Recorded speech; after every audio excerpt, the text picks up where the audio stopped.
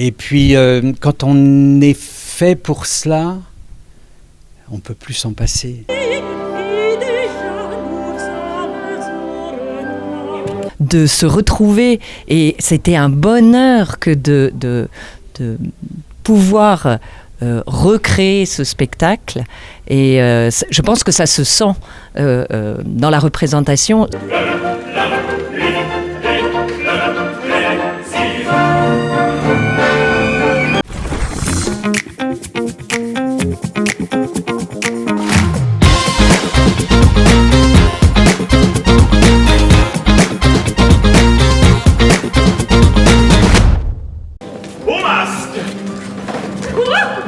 Voulez-vous m'accepter pour cavalier? Bien volontiers, monsieur.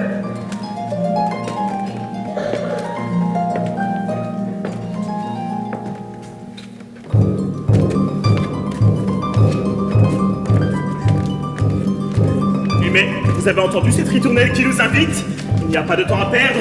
Venez, venez, Señora. Au moins, il ne dort pas, celui-là.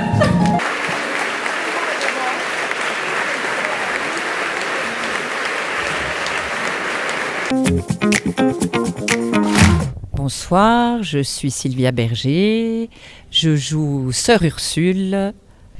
Et moi, je ne joue d'aucun instrument, je ne chante pas, mais je dirige ce spectacle, ce magnifique spectacle qui est le Domino Noir d'Aubert. Aubert, tout le monde connaît la station de RER, mais peu de gens savent qui est Aubert. Et au XIXe siècle, il était une star. C'était un compositeur qui a écrit les grands tubes de l'époque. Et c'est un plaisir immense que de remonter cette œuvre.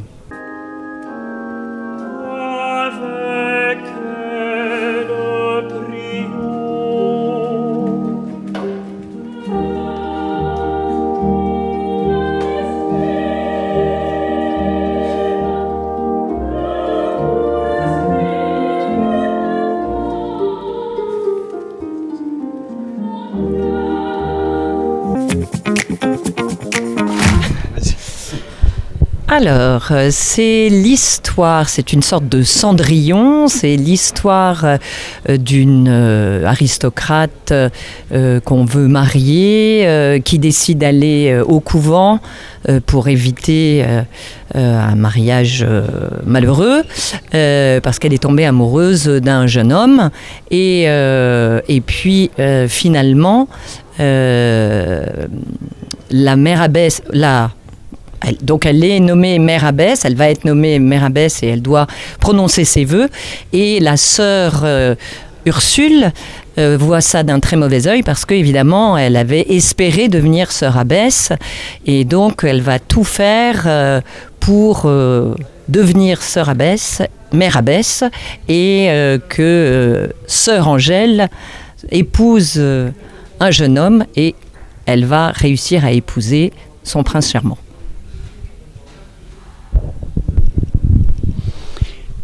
Et c'est une œuvre, comment dire, pleine évidemment de rebondissements, mais aussi il y a une frénésie, il y a un mystère, il y a du suspense. Et donc c'est une œuvre extrêmement difficile à mettre en scène et à mettre en place. C'est de l'horlogerie en fait. C'est comme une photo qui doit être d'une perfection, d'une précision absolue. Et c'est cette mécanique-là qui va faire naître l'excitation permanente. C'est une œuvre extrêmement dangereuse à monter et en même temps tellement jubilatoire. Et évidemment, pour le public, il y a cette bonne humeur, cette joie, cette attente, ces surprises, ces gags aussi. C'est vraiment un spectacle dont on peut profiter de 5 à 99 ans.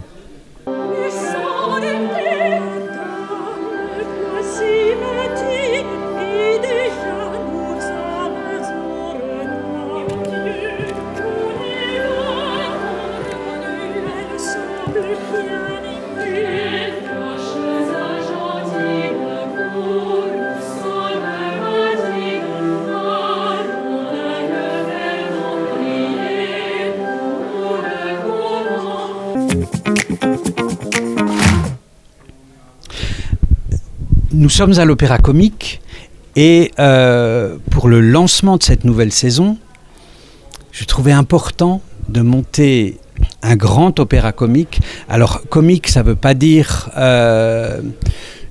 forcément une opérette. Hein. Comique par rapport à opéra on chante, et comique comme la comédie, on parle.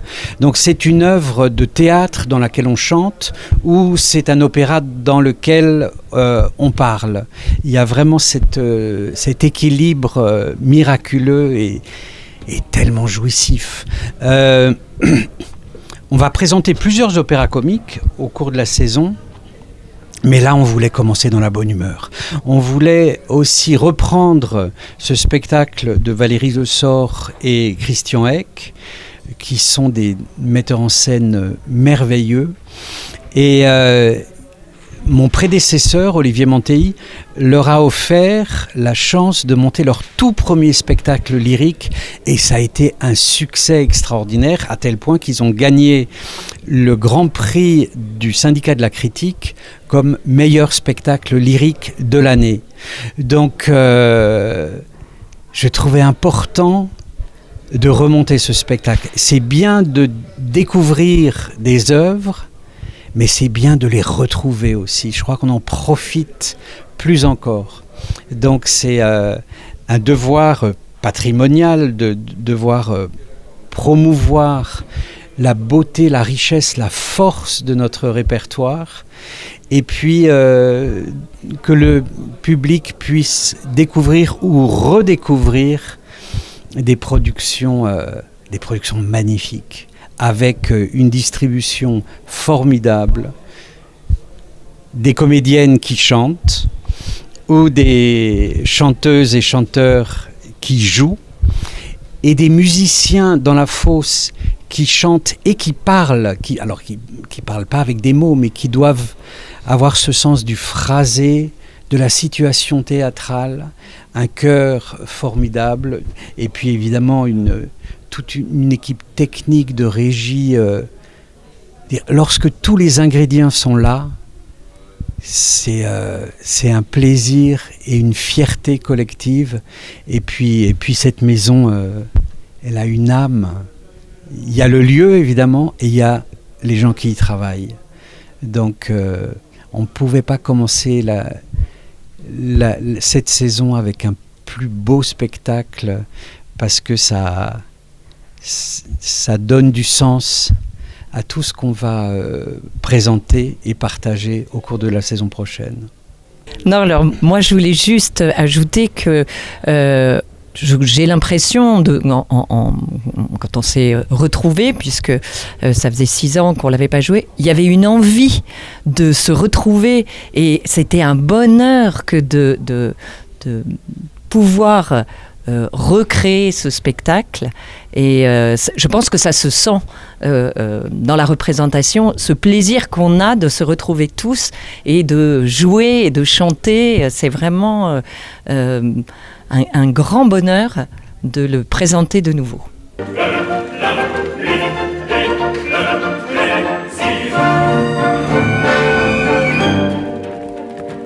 En son lit, la raison sommeille, père en main, à table je veille, et me console des amours, et belle nuit font les beaux jours.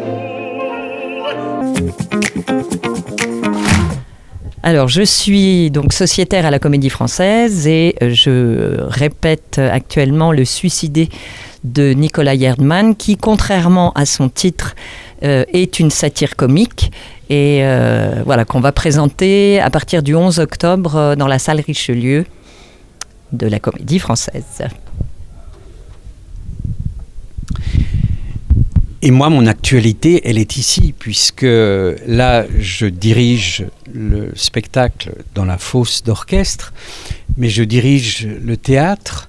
Et donc, nous avons un premier trimestre de saison idéal parce que nous avons d'abord cette œuvre joyeuse, Le Domino Noir. Ensuite, nous avons la création parisienne de Picture a Day Like This de George Benjamin, qui est un des plus grands compositeurs d'opéra en ce moment, compositeur anglais. Et puis, nous allons finir l'année avec les Fêtes des Baies de Jean-Philippe Rameau, dirigé par le grand William Christie, qui, à l'occasion, fêtera ses 80 ans dans ce théâtre qui est tellement important pour lui, avec lui qui est tellement important pour nous. Horace, arrive donc malheureux. Et écoute mon ami, ta beauté invisible, ta fée mystérieuse, n'est autre que la femme de Lord Elfort.